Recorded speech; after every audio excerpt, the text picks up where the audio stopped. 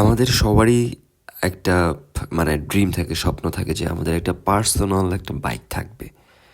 Public ট্রান্সপোর্টের ঝামেলা এড়ানোর জন্য বর্তমানে কিন্তু অনেকেই এই মোটর বাইকটা পছন্দ করে। যদি আপনি সিদ্ধান্ত নিয়ে থাকেন নতুন মোটর বাইক কেনার, তবে আপনাকে অবশ্যই স্বাগতম এবং অভিনন্দন। এই সিদ্ধান্তের সাথে সাথে প্রথম যে প্রশ্নটি মাথায় আসে তা হলো কিভাবে আপনি একটা বাইক কিনবেন এবং কোন বাইকটা আপনার জন্য ভালো হবে। যদিও মোটর বাইক কেনার ব্যাপারটি সম্পূর্ণ নির্ভর করে আপনার প্রয়োজন, বাজেট এবং ভালো লাগার উপরেই। আপনার একান্ত ইচ্ছা, কিছুটা ধৈর্য আর ব্যক্তিগত উদ্যোগে রিচার্জের মাধ্যমে আপনারা একটা কাঙ্ক্ষিত পছন্দের বাইক আপনারা সিলেক্ট করতে পারেন। আপনি হয়তো মনে মনে একটি বাজেট ঠিক করে রেখেছেন আপনার পছন্দের বাইকটির জন্য, কিন্তু নতুন বাইকের দামের সাথে পরবর্তী আপনাকে কিছু খরচা যোগ করতে হবে, যার মধ্যে অন্যতম হলো বাইকের ইন্স্যুরেন্স। যদিও আমাদের দেশে কিছু মোটর বাইক কোম্পানি বাইকের মূল দামের সাথে ইন্স্যুরেন্স সুবিধা দিয়ে থাকে, তবুও এই বাবদ কিছু খরচা আপনাকে মূল বাজেটের সাথে আগেই ঠিক করে রেখে দিতে হবে। আপনার পছন্দের বাইকটি যদি কোনো কারণে ক্ষতিগ্রস্ত হয় কিংবা কোনো দুর্ঘটনার কবলে পড়ে, তাহলে আপনি ইন্স্যুরেন্সের মাধ্যমে সেটি পুষিয়ে নিতে পারবেন। এছাড়াও আপনার বাইকের রেজিস্ট্রেশন করার জন্য কিন্তু ইন্স্যুরেন্সের প্রয়োজন হবে। আবার রাস্তায় বাইক চালানোর সময় রেজিস্ট্রেশন বা ইন্স্যুরেন্স যদি প্রয়োজনীয় কাগজপত্র যদি না থাকে, তাহলে কিন্তু মামলা খেতে হইতে পারে। সো বাইক কেনার পূর্বে সব দিক থেকে বিবেচনা করেই আপনাকে আসলে আগানো উচিত। হয়তোবা বাইক শোরুমে যে বাইকটি আপনি পছন্দ করলেন, 5 কিলোমিটার চালানোর পর আপনার মনে হলো এই বাইকটি আপনার জন্য নয়। আপনার বয়স, উচ্চতা এবং ওজন অনুযায়ী এবং আপনি বাইকটি কী কাজে ব্যবহার করবেন, এটার উপর নির্ভর করে আপনাকে আপনার পছন্দের বাইকটি নির্ধারণ করতে হবে।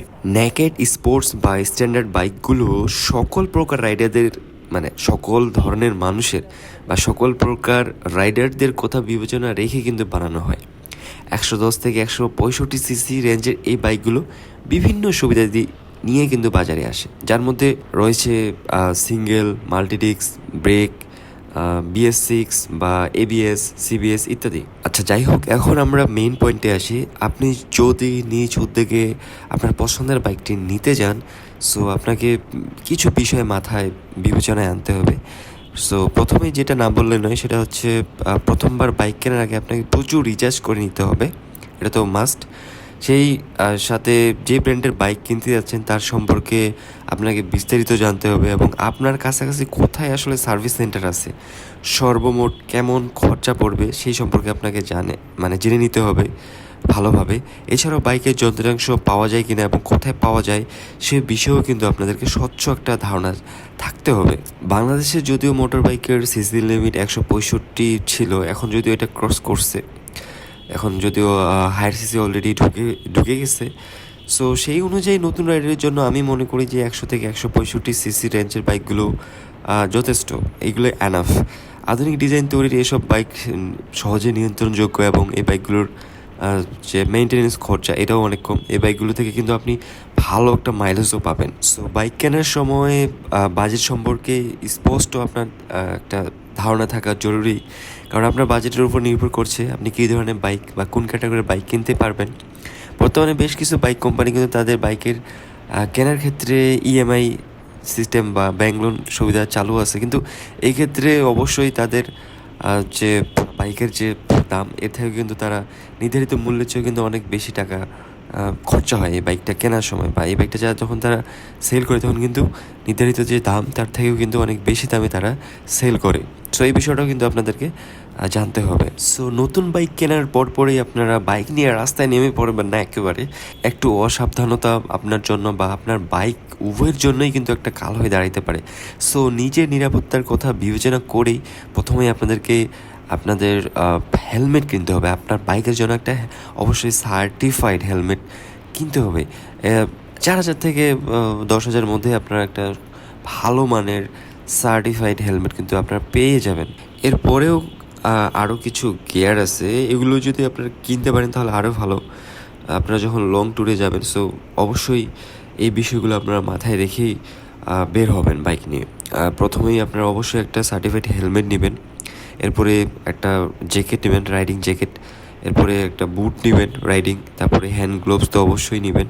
সাথে আপনাদেরকে অবশ্যই আমি বলবো যে আপনারা কখনোই হাফ প্যান্ট পরে রাইড করবেন না, ফুল প্যান্ট বা রাইডিং প্যান্ট যদি হয় তাহলে আরও ভালো, সে সাথে একটা চশমা নেবেন রাইডিং। সো এইসব গিয়ার যদি আপনারা সাথে নিয়ে বের হন তাহলে অবশ্যই আপনার সব দিক থেকে কিন্তু একটা সেফটি পাবেন। সো মোটামুটি এগুলোই হচ্ছে মেইন বিষয়। আর নতুন বাইক কেনার পরপরই যে বিষয়গুলো থাকে শোরুম থেকে যে নির্দেশনাগুলো আপনাকে দিবে, সো সেইভাবে আপনারা চলবেন, সেভাবে আপনার বাইক চালাবেন। ব্রেকিং পিরিয়ড থেকে শুরু করে এইচ অ্যান্ড এভরিথিং সব কিছু আপনারা মেনে চলবেন। আর আরেকটা বিষয়, নতুন বাইক কেনার পরেই কিন্তু বাইক টিউনিংয়ের একটা ব্যাপার থাকে। বেশিরভাগ সময় শোরুম থেকেই কিন্তু নতুন বাইকটির টিউন আপ করে দেওয়া হয় চালানোর জন্য। তবে আপনার পরিচিত কোনো মেকানিক থাকলে তার কাছে নিয়ে যেতে পারেন আপনার নতুন বাইকটি যদি বাসায় চালিয়ে নিতে আসতে সমস্যা বোধ করেন তাহলে নির্দ্বিধায় শোরুমকে আপনারা জানাবেন। তাদের পক্ষ থেকে আপনার বাইকটি বাসায় পৌঁছে দেওয়ার জন্য কিন্তু তারা ব্যবস্থা করবে।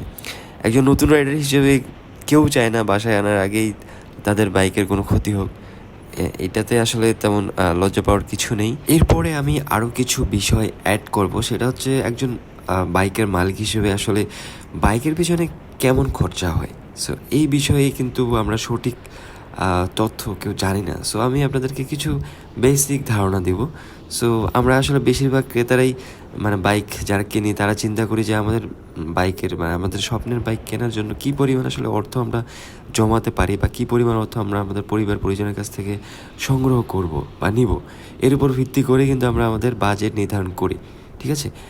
এবং আমাদের পছন্দের বাইকটি খুঁজতে বেরিয়ে বা আমরা যখন এটা পাই বা কিনে ফেলি, কিন্তু আমরা অন্যান্য আনুষঙ্গিক যে খরচাগুলো এগুলো কিন্তু আমরা মাথায় রাখি না। যেমন জ্বালানি খরচা ফুয়েল, তারপর হচ্ছে রেজিস্ট্রেশন, ইন্স্যুরেন্স, ইকুইপমেন্ট, মেইনটেনেন্স ইত্যাদি কথা কিন্তু আমরা মাথায় রাখি না। আমাদের যে বাজেটের মধ্যে আমরা বাইক কিনি এর মধ্যেই সীমাবদ্ধ থাকলে হবে না, এর বাইরেও কিন্তু আমাদের আরও কিছু খরচা আছে। সো এই বিষয়গুলোও কিন্তু আমাদেরকে অবশ্যই মাথায় রাখতে হবে। সো ঠিক আছে, তাহলে আজকের মতো এতটুকুই। নেক্সটে আবারও এমন কোনো ইম্পর্টেন্ট টপিক নিয়ে ভিডিও করব। সো সবাই ভালো থাকেন, সুস্থ থাকেন। আর যারা নতুন দেখতেছেন অবশ্যই আপনারা আমার চ্যানেলটি সাবস্ক্রাইব করবেন, বেশি বেশি শেয়ার করবেন। সো সবাই ভালো থাকেন, সুস্থ থাকেন এবং অবশ্যই সেফ রাইড করবেন। আল্লাহ হাফেজ।